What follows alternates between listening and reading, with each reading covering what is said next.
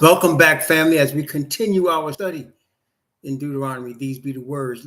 We went through a whole hour and a half, apologies, but the Most High had to do what he had to do on the gospel, what the gospel is, who the gospel's for, what it's about. The message of the gospel is a message from the Father. It's from the Father that's presented by his representative of righteousness on the earth, Messiah Yahushua. Messiah Yahushua presented this message of the gospel as a power to redeem and give salvation, first to Israel and then through Israel to Gentiles, for the Father's righteousness to be revealed. Because righteousness is what is absolutely essential. Otherwise, you will not be saved unless you are covered in perfection of righteousness. We showed that the Father gives a message to Messiah. Messiah gives it to an angel who brings it to the servants of Yah on the planet. That the message is not for everybody. It is for the servants of Yah who have been spread throughout the earth according to prophecy because of the sins of our fathers scattered among the heathen. And we blaspheme the name of the Father by the things that we learned from the heathen, as the witnesses told us. The gospel is a message that we remove our filthy rags, which is thinking our own righteousness, and we are getting new righteousness from the Father, a white robe, a perfection of righteousness that he gives us through Messiah. We learned that the Messiah is so important that he is the only being in the universe that can be called the prophet, the priest, and the king. That all of these titles were appointed by the Father for Israel. Messiah, after he actually said, I came not before the lost sheep of the house of Israel. The new covenant is for Israel and Judah. The covenant was for Israel. The covenant and the Messiah's message of righteousness of the Father is to redeem Israel from bondage. Okay? He does not have any other messengers but the messengers of the bloodline of Jacob. He has not appointed any other. He has not given any other the statutes, judgments, and commandments, but Jacob's children. One of Jacob's children is Messiah, who's going to come back as king, appointed by the Heavenly Father to the earth. So when the Bible says, as we're going to read and have already read in the book, these be the words. When it says, thou shalt have no other gods, don't worship any other gods. That's the essential message, listen carefully, of the gospel. That's the essential message of the gospel. When it says, the everlasting gospel and the warning given in the everlasting gospel of Revelation chapter 14, verses 6 and 7, worship him who made heaven and earth, the sea, and the fountains of waters. Didn't we not read that? It said, worship him who made heaven and earth, the sea, and the fountains of waters. And that one that made heaven and earth, the sea, and the fountains of waters tells us, you only, Israel, you bloodline people of Jacob, you only have I known of all the families of the earth. You're the only one I know. The same God that they're talking about in Revelation to say, worship him that made heaven and earth, the sea, and the fountains of waters is the same one that says, Israel, you only have I known. I've given my statutes to nobody else. I've chosen you above all people of the earth. It's the same God.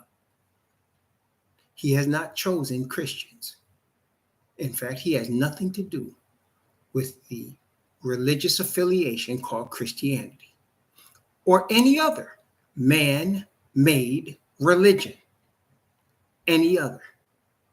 In fact, let's take it a step further. The religion of Christianity was represented when the so-called Christopher Columbus came and discovered America. The same religion of Christianity was represented when the Dutch came and took over South Africa. The same religion of Christianity was represented when the English came and took over the land now called Australia. The same religion of Christianity was represented when the children of Japhet came from Europe to the west coast of Africa and took slaves from the west coast of Africa for the islands where their work was being done. sugarcane in Jamaica, sugarcane in Haiti, sugarcane in the Dominican Republic, cotton in America, tobacco in America. Same religion was represented, Christianity. In fact, the Bible calls it, the God that they worship is called in Daniel, the God of forces. So they want to brag about how strong they are. But they got this dude named Jared. I think his name is Jared Butler or Jared something. He's a racist dude, admittedly racist. He believes that white people are superior, which is what they've all been taught by their German scientists that created race. The next time one of these fools come on this channel about race doesn't matter, tell them to go back to their cousins, because they the ones started it. We just finishing it. Anyway, the God they worship is called the God of forces, because they think they can just force and take over and, discover everything they want. They're about to find out differently very, very shortly. Deuteronomy chapter 12. That's where we were last night. That's where we were. Deuteronomy chapter 12. And we finished at verse 20, if I recall correct. So let's watch these words now, because, again, what we were studying this previous session with respect to the gospel has everything to do with the Most High's admonition to his chosen ones. Worship no other gods. Don't worship the God of forces. Don't worship the God of the Arabs or the God of the Amalekites. Let me say that again, because those of us that's been studying here know exactly what I'm talking about. Do not worship the God of forces. No. The God of the Arabs? Nope. The God of the Amalekites? Nope. The God of Abraham, Isaac, and Jacob is the creator of heaven and earth, the sea, and all that in them is. And he's only chosen one people, Jacob's children. That's it. Okay? Deuteronomy chapter 12. And again, just for the people that might be concerned among the children of Japhet, you can't get salvation, but you got to come to Yah's people. You got to do like Cornelius did. That's okay. Remember Cornelius? They got to do what Cornelius did. Or should I say, let me say it more correctly, what the angel of Yah, the messenger, told Cornelius to do. Cornelius was interested in salvation. He actually gave money to help build synagogues. He supported and believed in the God of Abraham, Isaac, and Jacob, but he wasn't the bloodline, and he understood that cut him off. So he prayed, and the Father sent an angel. Did the angel give him the message of the Messiah? No. The angel said, there's this Hebrew. He lives in Joppa with a man called Simon, and his name is Simon Kaffa.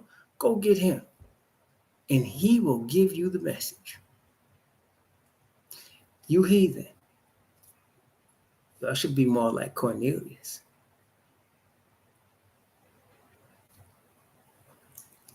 Deuteronomy chapter 12, from verse 20.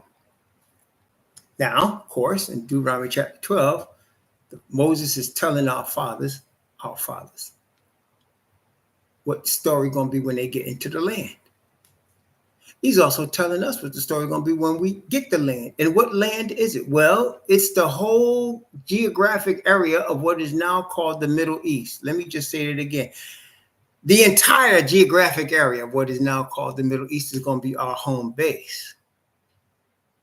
And the entire planet is going to be under our control. Just want y'all to know that. Nope, we don't got no missiles. Our GATs ain't going to help us. We can put the GATs away for that. 44 ain't going to help. But 144 will. Praise the Most High. Deuteronomy chapter 12. Let's start at verse 20, shall we? When Yahweh thy Most High shall enlarge thy border, as he hath promised thee, and thou shalt say, I will eat flesh, because thy soul longeth to eat flesh. Thou mayest eat flesh, whatsoever thy soul lusteth after.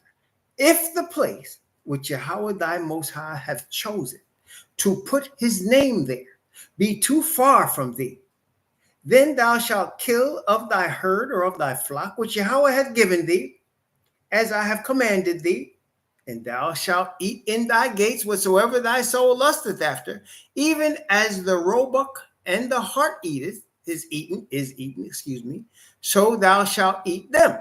The unclean and the clean shall eat of them alike. Of them, the unclean shall eat of them alike. That don't mean eat unclean foods. It means if you're dirty, you can still eat this food. Praise the Most High.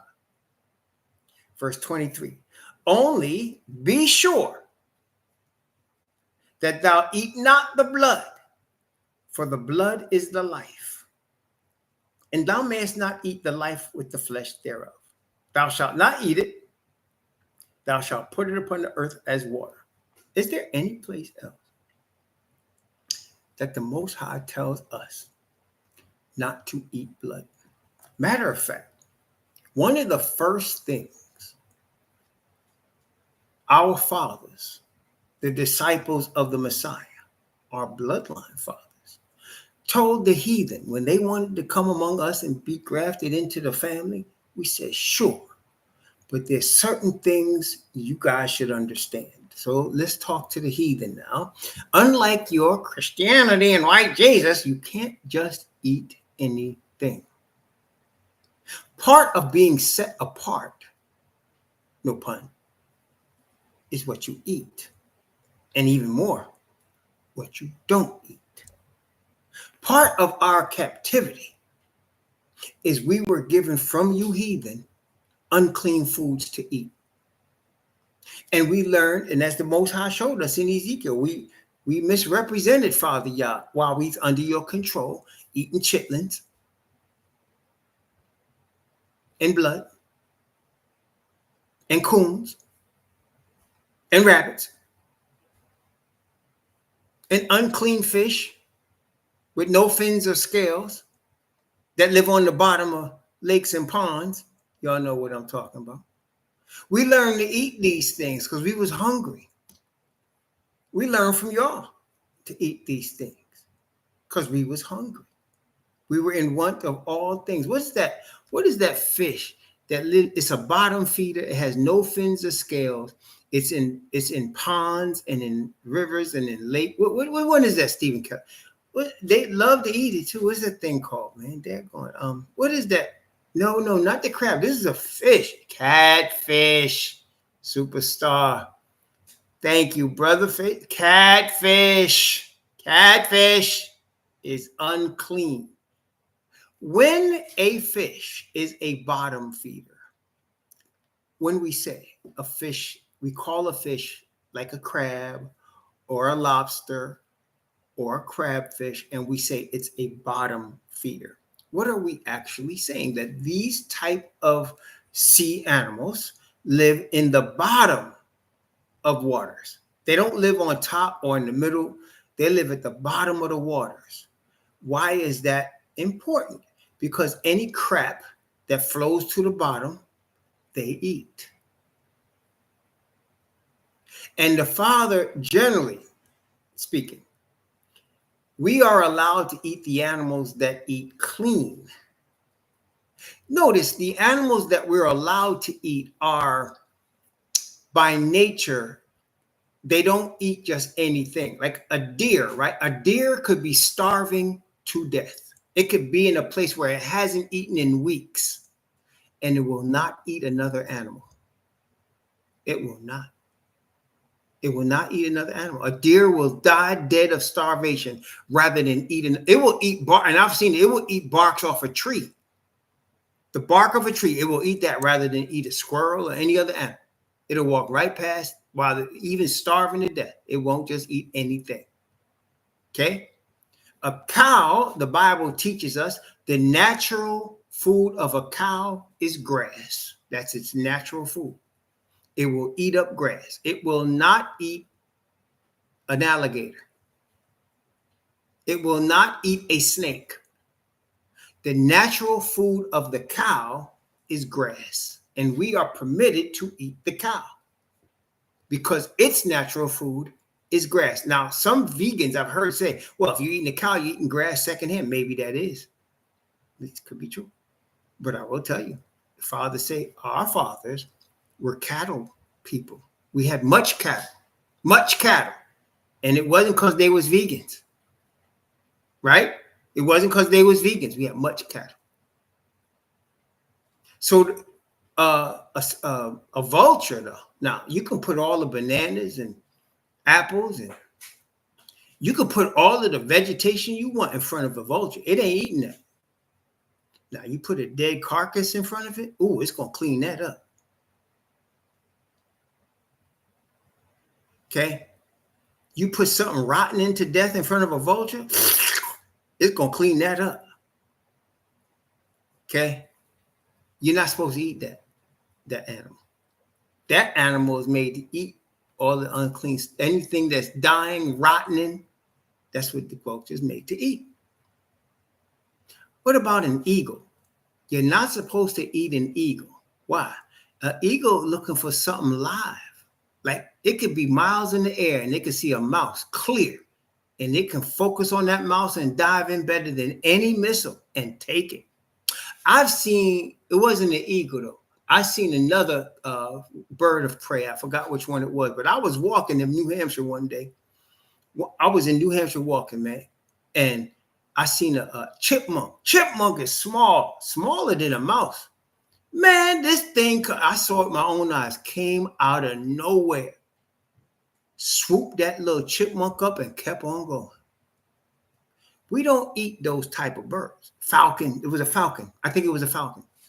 Came in, swooped that thing up on his claws and kept on going. Or a hawk, that's right. One of them. And like I said, I didn't see it until when it appeared in my eyesight, when my vision caught it, it was on the downslope. And that poor chipmunk did not stand a chance. And if you ever seen a chipmunk is quick. It ain't no slow moving animal. It's quick. That thing came in there, whoop, and all of a sudden you saw him just take off like a plane with the chipmunk in his claws. Bye.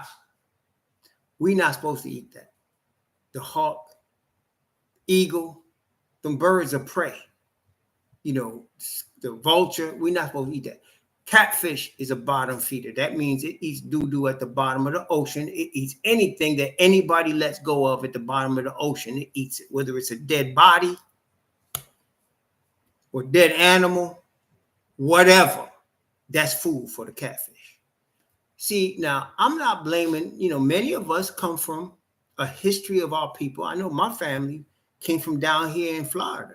On my father's side, on my daddy's side, they would eat alligator. Why? Because they had nothing else to eat. When a man is starving, right? A man, like unlike a deer, he ain't gonna just starve to death if there's an alligator around, right? He'll have alligator skin shoes and food. If they hungry and they got some pellets, they got some buckshot, they will eat a raccoon, a rabbit. What? That's meat on the table. The way they thought about it when you're starving, right? But when you understand who you are and you have now come under the wings and trusted Father Yahweh, He will provide for you so that you don't have to eat defiled food. And one of the provisions He gave for the heathen, even. That's why it really is amazing that the heathen says now, because Jesus died, all foods are clean. What does the death of the Messiah have to do with eating a bottom feeder?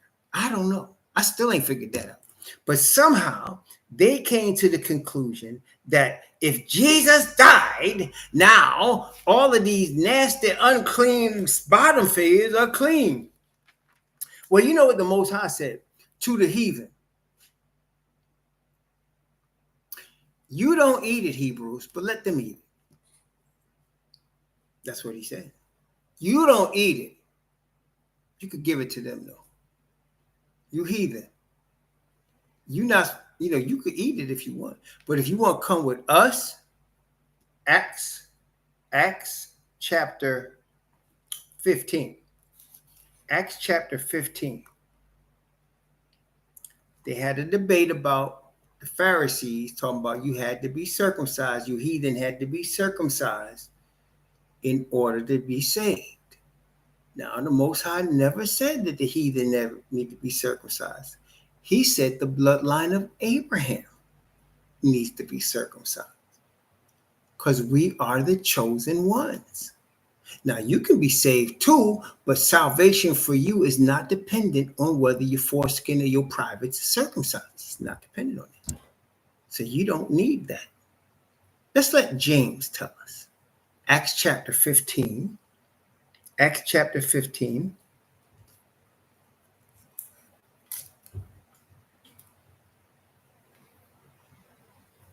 Go begin at verse 13. Acts chapter 15, beginning at verse 13. Hey, Brother McFarland, please give our regards to Sister Sharon.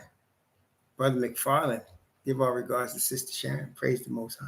So, Acts chapter 15, beginning at verse 13, from verse 13 down to verse 21. Okay? Acts chapter 15. From verse 13 to verse 21, what you eat as part of the family is important to the Father Yah. It's not really that difficult either when you really think about it. It ain't that difficult. It really is not. Okay? So he's telling you certain things that if you're one of his people, he don't want you eating. Verse 13. And after they had held their peace, James answered, saying, Men and brethren, hearken unto me. Shimeon hath declared how Yahweh at the first did visit the Gentiles to take out of them a people for his name. And to this agree the words of the prophets, as it is written, After this I will return and build again the tabernacle of David, which is fallen down, and I will build again the ruins thereof, and I will set it up, that the residue of the men might seek after Yahweh, and all the Gentiles upon whom my name is called, saith Yahweh, who doth these things. By the way, that is a direct quotation of Amos, I believe. Amos chapter 9. Known unto Yahweh are all his works from the beginning of the world. Wherefore my sentence is, this is the final say, my sentence is that we trouble not them, which from among the Gentiles are turned to Yahweh, but that we write unto them that they abstain from pollutions of idols. What does that mean, pollutions of idols? That is food offered to an idol. This is going to be hard for you. Like Easter dinner, like Christmas dinner, Santa Claus, Easter dinner, Ishtar. Foods offered to idols. What else? From fornication. What is fornication? That is having sex with a woman that has sex with other men. Or a woman having sex with a man that's not hers. That's not hers. It's not her man. That man belongs to somebody else. And you taking him or you trying to. Unless that man has an agreement with the woman to whom he belongs, you're fornicating. Now, if you and the other woman and the man have an agreement that he's going to be both of your men, that's not fornication. But if he's slipping and slipping on you, slipping and dipping, as used to say in New York, if he's slipping and dipping on you and he with another woman and she knows that he belongs to you, that's fornication. Or if this woman is having you and having somebody else and you have sex with her, that's fornication. Okay. So you can't be switching women and flipping back and forth and having this dude and creeping over here. Don't fornicate. He's telling you Gentiles, telling Hebrews too, don't eat food offered to idols and don't fornicate. Also, don't eat things that have been strangled to death. And don't eat blood. This is for the heathen that want to be with us. Don't eat food offered to idols. Don't fornicate. Don't just have sex with a woman because, well, no. You got to have some sort of arrangement. Is this going to be your woman? Or is she your woman and she messing with some other dude too? That is fornication. Is she just your woman? We would call that today. We agree to be, what did they call it, brethren? They call it PMAC. What is it? Exclusive. Isn't that what they say today? We are exclusive. If she not exclusive with you, you fornicate. I'm not saying you need to officially marry her, put the government in your business. All I'm saying is, if she not exclusive with you, and even the world says that, what does the world call it? You and your girl are together. This is your girl. And you come to your girl's house and find another dude in her bed. Don't even the heathen say she cheated on you? I mean, doesn't it? Don't even the heathen say she cheated on you? That's even with unmarried people. They even say that among the heathen. Isn't that correct? They say that among the heathen even. She cheated on you. Or, I heard your husband was with sister so-and-so. He spent a lot of time at her house last weekend. What did he tell you he was? He said he was at brother so-and-so's going fishing. Nope, he was at sister so-and-so house. You say he cheated on me. Why? Because sometimes it's even unspoken. There's an unspoken agreement. Isn't that correct? Sometimes it's not even a spoken agreement. It's an unspoken agreement. That this is just us. If you have something else, you're in danger of fornicating. Don't fornicate. If one of the parties is not sure they want to be with you, I always consider that a no. Unless it's yes, it's no. Okay? I had a girlfriend in high school like that. I said straight up, does this mean you and me is you and me? And she said, we'll play it by ear. You know what that meant to me? No. Later on, I found out that's not what she meant, but that's what she said. We'll play it by ear. If it's not a definite yes, it's no. Some people can't get over that, which is what causes a lot of problems. If it's not a definite yes, it's no. Okay? Sometimes truth can be hard, right? But it is what it is, isn't it, oh brethren? It's what it is. If it ain't yes, well, they're going to just no. All right. So you don't eat things offered to idols. You don't fornicate. You don't eat strangled food. And you don't eat blood. That's for the heathen that wants to be among us. See, it doesn't say in any place there that they said all foods are clean. Did they? Did not. There it is right there in black and white. There it is. There it is right there. That's right. Brother Lonnie, Brother Lonnie, the security. Head of security is Brother Lonnie. You know, Brother Lonnie, know. Okay. All right. Then in verse 21, and there's a reason I wanted to add verse 21 to it. Look at verse 21 say. For Moses of old time, James says, hath in every city them that preach him, being read in the synagogues every Shabbat day. Why did James add that sentence to it? He said, okay, you want to be with us, right? You want to be saved. Okay. Don't eat foods offered to idols. Don't fornicate. Don't eat an animal that's been strangled. And don't eat no blood. For Moses is being taught in all the cities. Why did he add that part? Moses is taught in every city. Why did he add that, y'all?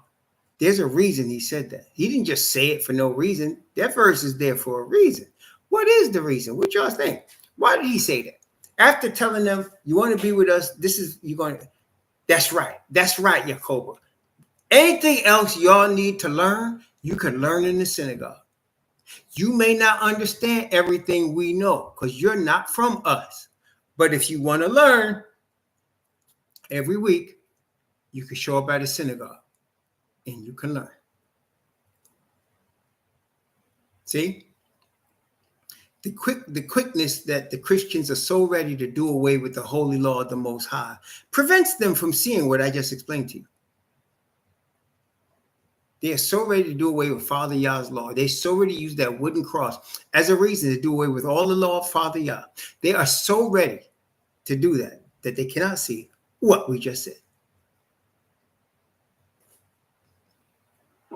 Praise the Most High. Speaking of Moses, let's get back to him. Deuteronomy chapter 12. Deuteronomy chapter 12. Okay, now, verse 25. We stopped at verse 24. Don't eat blood. Verse 25. That's right. So the heathen needed to learn the law of the Father Yah. But in order to begin that, they're going to receive Messiah and his spirit. That's what James was telling them. They're going to receive Messiah and his spirit, the Hebrew Israelite. Believe me, Cornelius wasn't receiving no blonde-haired, blue-eyed Jesus. I don't think we even need to concern ourselves with even discussing that. You heathen need to understand. When Cornelius was told by the angel to go get the Hebrew kafir, he wasn't believing in no blonde-haired, blue-eyed Jesus that just tells you to eat everything. He wasn't believing in no Christianity. That wasn't what he was calling kafir for. So they received the spirit, having received the Hebrew Israelite Messiah of them synagogues that he wanted to be part of. See? So shoot. I mean, I'm just trying to tell you.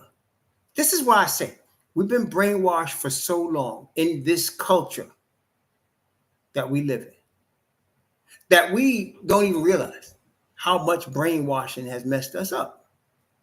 And it has. But when you get back in the word, forget the brainwashing of your Christianity. When you get back in the word, you start to see it ain't about y'all. It really is not. Praise the Most High. Okay. Deuteronomy chapter 12, verse 25. Thou shalt not eat it, that it may go well with thee. Here's a promise associated with eating right. Verse 25. Thou shalt not eat it, that is, the blood, that it may go well with thee, and with thy children after thee, when thou shalt do that which is right in the sight of Yahweh. Now, when I was in the SDA church, I was taught, seriously, that all the redeemed people had to be vegan. And I believed it. I did. I believed it. And I taught my children, and I followed that.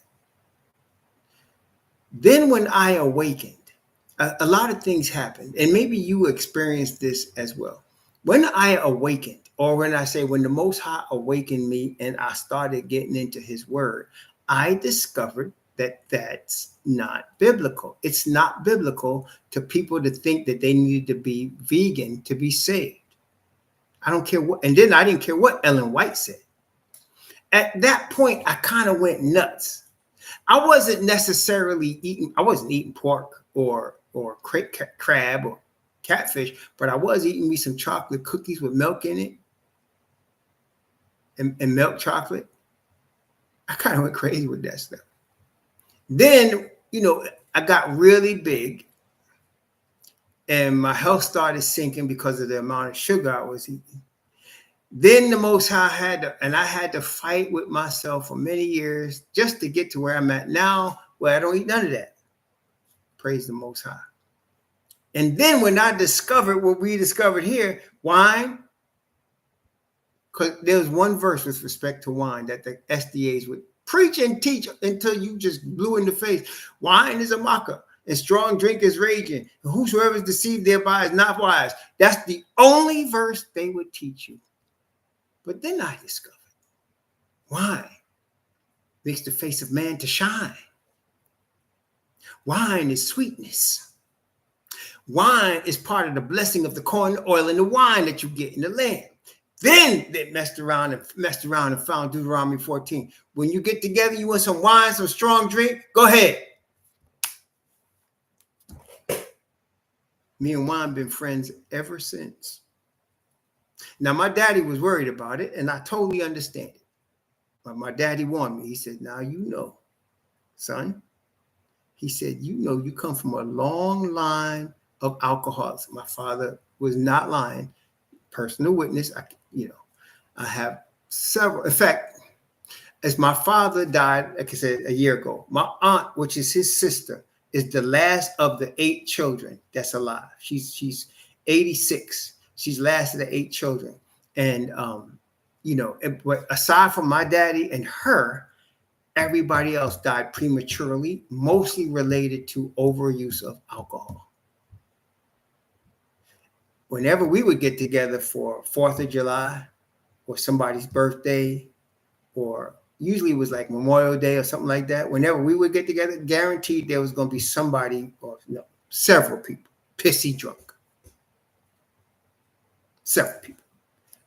A couple of my uncles, my aunts, definitely my cousins, pissed drunk. And more than likely, there was going to be some sort of altercation. More than likely. So, yes, I understood exactly what my father was talking about. So, yes, I had to be very careful with my newly discovered buddy, red wine. So, yes, but I kind of went crazy for it for a minute. Then I had to slow down, same thing.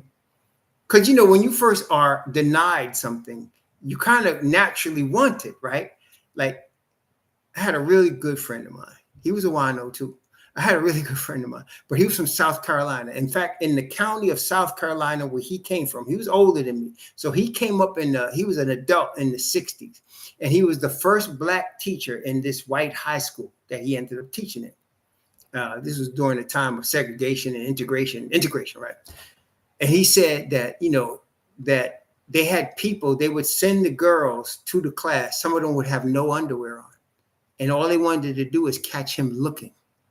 If they caught him looking, he could lose his life as well as his job. So he refrained. He refrained from looking all the years he taught. When I met him, he was about to retire.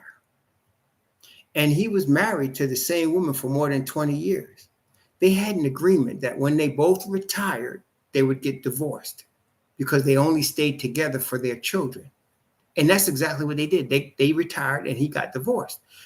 Brothers and sisters, this brother from South Carolina, as soon as he got divorced from his wife, it was one white woman after another. Now, I kind of understood it because, all his life he was told, no. If you look at that, it could cost you your life. And he went nuts for a minute, though. I mean, absolutely nuts. Because sometimes when you can't have something, it's the most time you want it, right?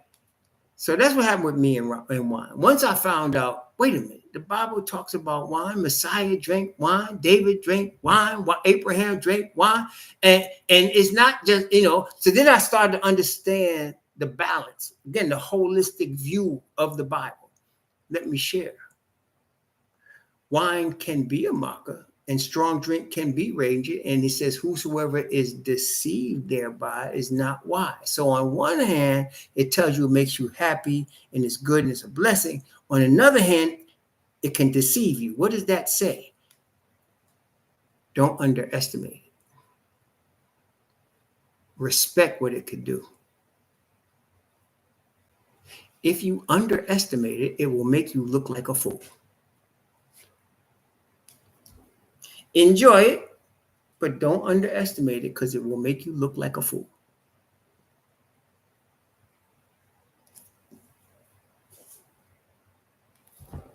Yeah, I got you.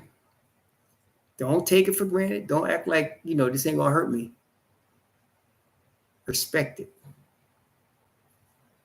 Respect it. Don't ever lose your respect because it will make you look like a fool. And I've had a couple of times where it did that to me since I've been awakened too. Yes, indeed. And I learned the hard way. Oh, yeah. Don't act the fool now. Just because it tastes sweet don't mean it ain't going to hit you. Right? Don't mess with it.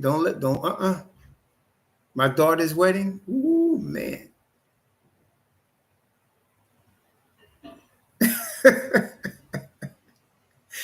Ooh, yeah. My grandson's graduation. Yeah. Dead. I learned the hard way, though. Don't want that no more. Card it. Got it. Got it. Got it. See? Got it. Respect it. Will make you look stupid. Yeah. See that? So that's what I mean. Respect it. Don't disrespect it. It will make you look stupid. It could kill you. It could get you in a lot of trouble. Respect it. It's like the handling of firearms. Any firearms person will tell you. First thing you got to remember is safety. What does that mean? You respect it. You don't act like it's a trivial thing to have a firearm in your hand. Otherwise, you can hurt yourself or somebody else. Respect it. Just like you learning how to drive. You get a fool behind a wheel, he could kill himself and other people because he's not taking it seriously. Like yesterday, I'm driving and some fool with his head. I'm wondering why this dude going 20 miles an hour in a 50. Thought it was a Bajito. I go past him, his head is straight down like this while he's driving. Now, I didn't want to blow my horn and mess him up because the people get mad down here and they might shoot you behind stuff like that. But I just went on my way. But see, you got to respect the road and respect the vehicle. You're driving a multiple ton machine.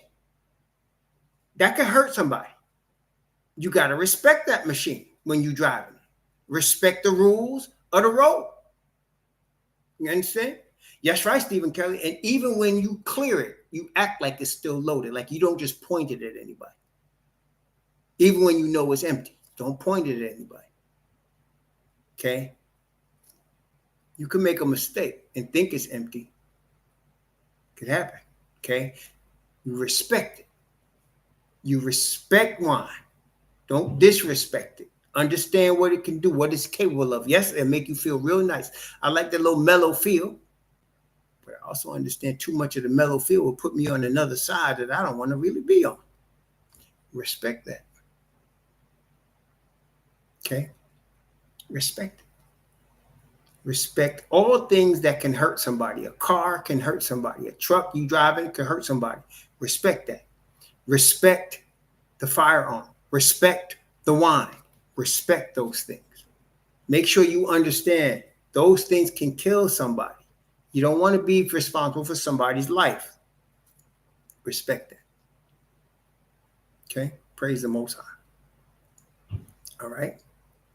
That's right. And my wife, I've taught her that. Do not pick it up unless you feel like you're going to have to use it. And do not put your hands on the trigger unless something is in front of you that you intend to shoot. Okay? Do not.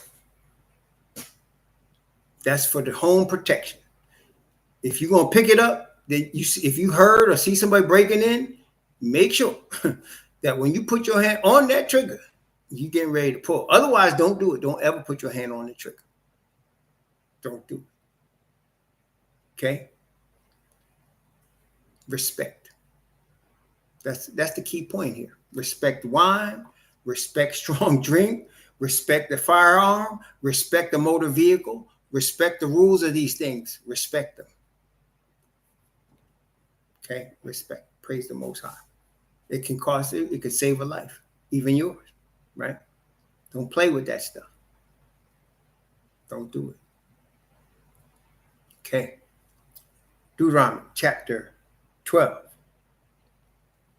Going to begin, we stopped at verse 25. That it might be well with thee and thy children after thee. See, eating what's right, what the Most High gave us. We call it his health plan. The Father has a health plan for us. He does.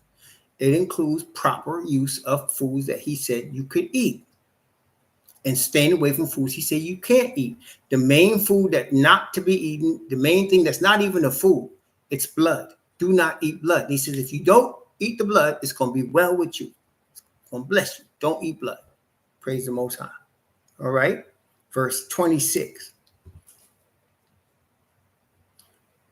Only thy holy things which thou hast in thy vows thou shalt take and go into the place which Yahweh shall choose. And thou shalt offer thy burnt offerings and the flesh and the blood upon the altar of Yahweh thy Most High.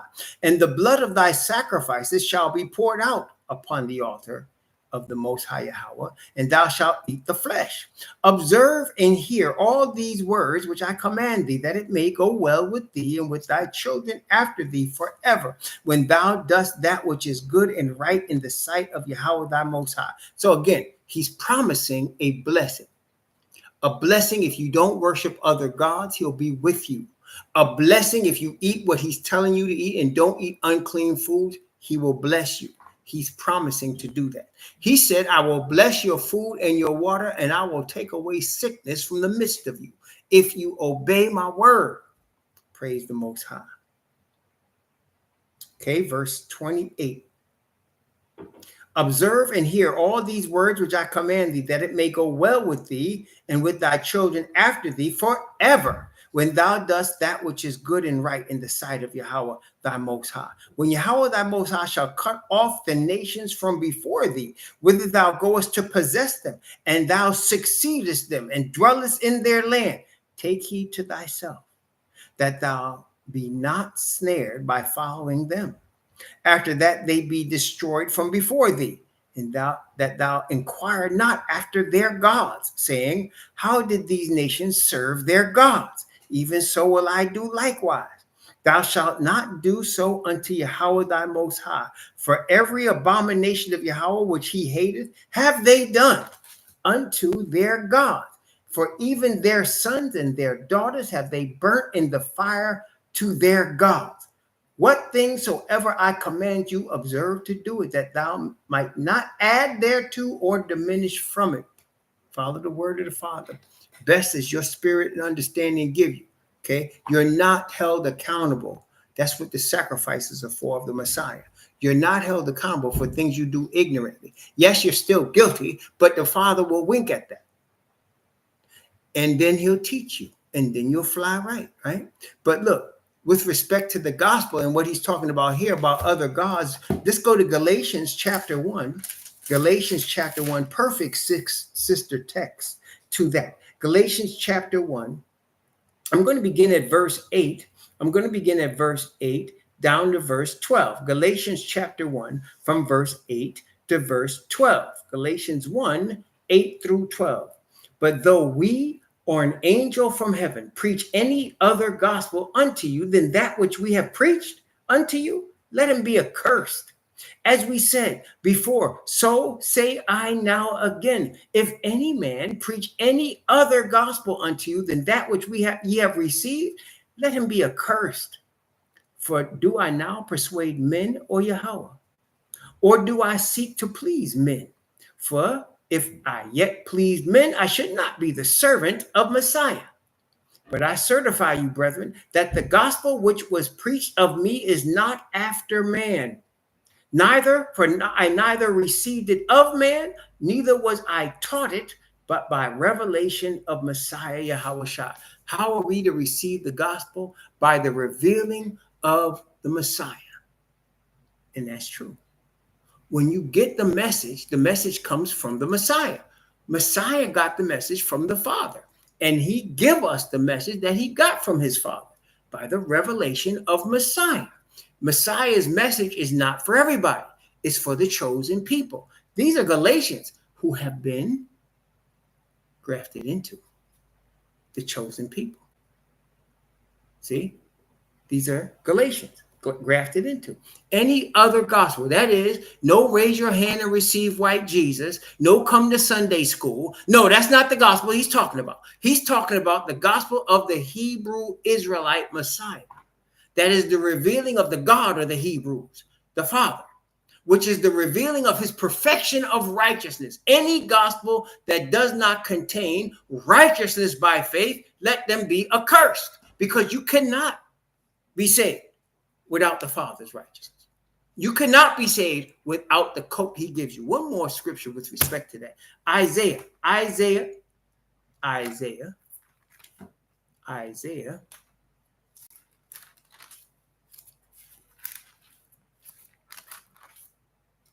chapter 61. Isaiah chapter 61. You want to know how the gospel works? Again, we gave you Zechariah and Ezekiel as examples of Old Testament prophets, which are Hebrew Israelites, that are the gospel. Gave it to you. Here's another one. Isaiah chapter 61. Isaiah 61. Man, where do we begin with this? I'm going to go from, and he's talking to the Hebrews now. I'm going to go, and he starts off Isaiah 61 with the Jubilee. You want to see that? All right, let's go there. I'm going to begin at verse 1 and go down to verse 11. It's only 11 verses. Okay? Isaiah 61 from verse 1, which starts off with the Jubilee. Yes, it does. The same scripture Messiah quoted in Luke chapter 4. And the third witness, of course, is Moses in Leviticus chapter 25. 3 witnesses. Luke, Isaiah, Moses. 3 witnesses. Jubilee. Here we go. The Spirit of the Most High Yahweh is upon me, because Yahweh hath anointed me to preach the good tidings. See, gospel, good tidings, unto the meek. He hath sent me to bind up the brokenhearted, to proclaim liberty to the captives, to bind up the brokenhearted, to proclaim liberty, freedom to captives, and the opening of the prison to them that are bound, to proclaim the acceptable year of Yahweh, the acceptable year. That is the 50th year, right? That's the acceptable year. There's no other acceptable year. There's one acceptable year, the 50th year.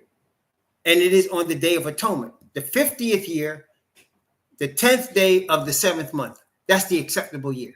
Y'all got me? Testing 1, 2, 3. All right, here we go. To comfort all that mourn, to appoint unto them that mourn in Zion, to give unto them beauty for ashes, the oil of joy for mourning, the garment of praise for the spirit of heaviness, that they might be called trees of righteousness. Trees of what? Trees of righteousness. The planting of Yahweh, that he might be glorified. And they shall build, talking about us, they shall build the old waste places. They shall raise up the former desolations. They shall repair the waste cities, the desolations of many generations. And strangers shall stand and feed your flocks.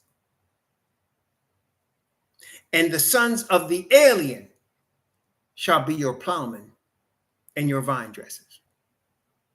But ye, you Hebrews, shall be named what? Priests of Yahweh. He has made us what? Kings and priests. Ye shall be named priests of Yahweh. Men shall call you ministers of our Most High. Ye shall eat the riches of the Gentiles, and in their glory shall ye boast yourselves. For your shame ye shall have a double, and for confusion they shall rejoice in their portion. Therefore in their land they shall possess the double. Everlasting joy shall be unto them. For I, Yahweh, love judgment. I hate robbery for burnt offering. And I will direct their work in truth. And I will make an everlasting covenant with them, which is the everlasting gospel. And their seed shall be known among the Gentiles, and their offspring among the people. All that see them shall acknowledge them, that they are the seed which Yahweh hath blessed. I want to just hold on. When you and I walk through the earth, especially in the heathen land of which we've been enslaved, and the heathen see us, do they look at us and say, this is the seed that Yahweh hath blessed? Do the Gentiles look at you and say, oh, there's the seed that Yahweh hath blessed? Nope. We know what they really thinking now, don't we? We know what they thinking, right? But then in the kingdom, they're going to say that. Yeah, they may not say it now, but their time is fulfilled. And they're going to say this, because why? How do I know? Because the word just told us. This is what it said. And their seed shall be known among the Gentiles, and their offspring among the people. All that see them shall acknowledge them, that they are the seed which Yahweh hath blessed. Yes, you're going to be known as the seed that Yahweh hath blessed. Praise the Most High. Verse 10. And I will greatly rejoice in Yahweh. My soul shall be joyful in my Most High, for he hath clothed me with garments of salvation. He hath covered me with the robe of righteousness, as a bridegroom decketh himself with ornaments, and as a bride adorneth herself with jewels. He hath clothed me with what? He said what? A robe of righteousness. That's the same thing as Zechariah chapter 3. You want to know the gospel? You have to be clothed with a robe of righteousness, which you get from the Hebrew Messiah, the Lion of the tribe of Judah, the Lion of the black people. Remember that. The Lion of the black people. Remember that. I'm trying to be as straight as I can, because I don't want there to be no confusion. Messiah is a black man. Messiah is a black man. Messiah is a black man. Did you hear me? You want to be saved? You need a black man. If you despise his cousins, you're despising him. He that hateth you, Messiah said, hateth me. And he that hated me, hated him that sent me. The God of forces is not going to save you. A black man is going to do it. You all need to hear that. All you Southern Black Baptists, you need to hear that. You want the truth? That's the truth now. Can you handle it? Can you handle it? That's right. Praise the Most High. Verse 11. For as the earth bringeth forth her bud, and as the garden causes the things that are sown in it to spring forth, so Yahweh Most High will cause righteousness and praise to spring forth before all nations. Yes, indeed, he will. Praise the Most High. Yep, the melanated people. You need a melanated man to be saved. A melanated man that can arrange for you to have all your sins forgiven and to give you perfect righteousness. And you cannot hate his cousins and claim you love him. That's impossible. That is a lie. If you love him, then you love his cousins and his disciples too. Praise the Most High. There you go. Praise the Most High. Well, that was chapter 12. Don't add to the word or take away from it, you heathen. Don't do that. You want to prosper? Don't add or take away from his word. Don't do that. Follow his word. Connect with his people. Connect with him through his son, the Lion of the tribe of Judah. We welcome you. Praise the Most High. That's right. And use multiple witnesses. That's right. Stop trying to rely on one witness and think your New Testament is all that matters. No, it does not. You got a whole Bible right here. No accident he gave us this word. Read his word. Follow his word. Obey his word. Receive his spirit. Praise the Most High, that he might bless you. Amen. We don't have that much time left. Ain't that much time left. It's time for people to take their stand. And people are taking their stand. If you in, you in. If you out, you out. People are taking their stand. Those that take their stand will be found in the place they're supposed to be. Praise the Most High. Ain't no time for messing around. Either you in or you out. If you in, here's the word. You in. If you out, go do your thing. Do you, boo. You out. We got no problem. We're not going to argue with you. Either you in or you out. This is the time for people to take their stand. That's where we at. That's right. So praise the Most High. May the Most High bless you and keep you. May he cause his face to shine upon you and be gracious unto you. May he lift up his countenance upon you and give you his peace. Shalom, family.